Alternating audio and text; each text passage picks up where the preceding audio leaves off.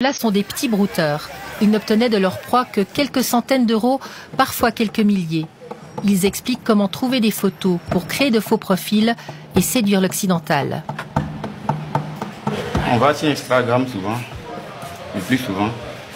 Bon, je prends un exemple tout court. Bon, je peux trouver votre photo dessus, elle est belle. Je prends ça, il prend ça et fait ma photo de profil. Bon, lui, peut-être, il a besoin d'une femme pour se marier. Bon, il s'est dit, il cause avec la femme. Et donc la femme ou l'homme, il va penser qu'il parle avec un occidental. Oui, oui. Et vous parlez de quoi? Tu peux parler de l'amour. Tu peux parler de tout. C'est mettre le client d'abord en confiance. Voilà, c'est la priorité partout. Mettre d'abord le client en confiance. Combien de temps ça prend à peu près? Là, ça dépend du lien que tu as créé avec le client. En fait. Il peut causer avec deux clients en même temps. Si on dit client. Ça veut dire que vous êtes tout le temps en ligne, hein? Oui. En fait, on a pris ça pour faire, en fait, on a dit métier, ouais, métier. C'est comme un boulot. Oui, oui, c'est ça. On dit on veut un travail. Hein. On ne le sait pas vraiment, mais la Côte d'Ivoire a complètement dégringolé économiquement il y a une dizaine d'années.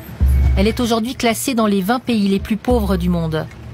Le salaire minimum tourne autour de 100 francs par mois. Pourquoi vous avez commencé? Bon. En fait, au début, c'était une mode. Je vais vous dire, bon, nous on a pris ça comme une mode. Tu avais l'habitude de causer avec un ami, à chaque fois, bon, il te dit, bon, je vais aussi beurre. Qu'est-ce qu'il fait là-bas? Tu vas aller voir aussi. C'est la curiosité, au fait. On peut appeler ça la curiosité. Bon, on a vu que c'était bon. On ne peut plus laisser. Nous sommes accros. On peut appeler ça comme ça, accro. Ouais. Et aujourd'hui, si vous ne faisiez pas ça, vous auriez un autre moyen d'avoir des revenus? De l'argent? Ouais. Vous pourriez trouver un travail? Travail. Dans ce pays-là, c'est dur. Hein. Si. Non, il s'est passé. Nous sommes pas. Même quand tu es parti à l'école, même si. Avec ta diplôme, ton parent n'est pas là-bas pour travailler, là, c'est dur. Donc, bon. Ce qu'il nous explique, c'est qu'en Côte d'Ivoire, il faut des pistons pour trouver un travail, même quand on a une bonne formation. Le broutage est presque devenu un emploi comme un autre. D'ailleurs, les brouteurs parlent de clients et n'aiment pas le mot arnaqueur. Et vous y pensez parfois aux gens de l'autre côté qui ont perdu beaucoup d'argent, qui se sont endettés, qui sont tristes? Je connais une victime, elle a dû déménager parce qu'elle n'a plus les sous pour payer son loyer, parce qu'elle a trop donné d'argent à un arnaqueur. Même, quand on dit arnaqueur? Oui, par moment. Ouais, par moment même. Voilà pourquoi.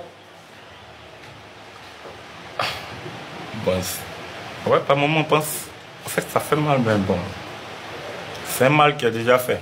Souvent, tu causes avec le client, il te dit à cause de toi. Ça fait mal. Souvent, tu as les larmes aux yeux, mais quand tu penses que si tu arrêtes, comment tu vas faire pour donner l'argent à la maison, la famille va manger? Nous sommes obligés de continuer parce que nous avons déjà commencé. Ces deux brouteurs ont accepté l'interview à visage découvert, mais n'ont pas voulu nous montrer ce qui se passe sur leurs écrans. Impossible également de filmer l'extérieur des cybercafés. Les propriétaires ont refusé par peur d'être localisés. Dans un autre quartier, nous rencontrons deux autres brouteurs. Eux exigent l'anonymat, mais nous proposent une démonstration en live de leurs actions. Soyez attentifs, ça va vite. Est-ce que là, il y a quelqu'un qui est en ligne avec vous? Il y a quelqu'un qui est en ligne. Vous pouvez discuter avec lui? Oui, oui. Ok, bon, attends, je vais... Lui, il est en ligne, il va répondre. Celui-là aussi, il est en ligne. Donc avec le même profil, vous avez plusieurs interlocuteurs? Plusieurs. Ouais. Vous faites ça combien de temps par jour? Voilà, souvent, on peut faire des 3 jours, 4 jours sans dormir. C'est possible. Et quand vous discutez, là, vous discutez en anglais, donc vous avez des gens dans tout le... Non, anglais, espagnol. Lui, quand il parle espagnol. Quand c'est espagnol, voilà. Quand c'est espagnol, on traduit, on vient faire traduction. Ah. Voilà, puis voilà, comme ça. S'il dit oui...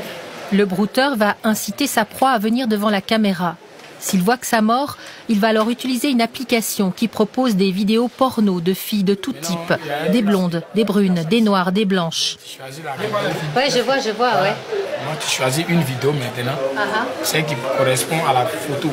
C'est celle-là que tu mets. Et puis, qu'est-ce qui se passe là? Quand tu mets, elle aussi, voilà. Donc, elle aussi, elle se met comme ça. Lui aussi, il se met en vidéo aussi. Donc, lui pense que c'est la fille. Quand il se met nu, lui aussi se met nu là-bas. Nous aussi, on a un appareil ici qu'on appelle Cam Studio, cet appareil-là. Lui, quand tu appuies dessus, lui, il enregistre la vidéo de la personne. Ok. Donc vous l'enregistrez, quoi, ouais. On enregistre, puis on garde. La victime est enregistrée à son insu dans une situation compromettante. C'est le principe de la sextorsion, celle que Bernard a subie. Les arnaqueurs exercent un chantage pour ne pas diffuser cette vidéo. Si la victime résiste, ils menacent alors de l'envoyer aux proches dont ils trouvent les noms sur les profils de leur proie. Voici comment ils procèdent. On vient dans ses amis, on prend son nom ici. Quand on met son nom comme ça, ceux qui sortent, c'est frère, c'est soeur. On prend pour l'envoyer, pour le menacer, pour dire s'il ne paye pas la somme demandée, on publie la vidéo à ses amis ou à ses parents et envoie encore à son travail. Les brouteurs sont sans scrupules et les dégâts pour les victimes irréparables, financièrement et sentimentalement.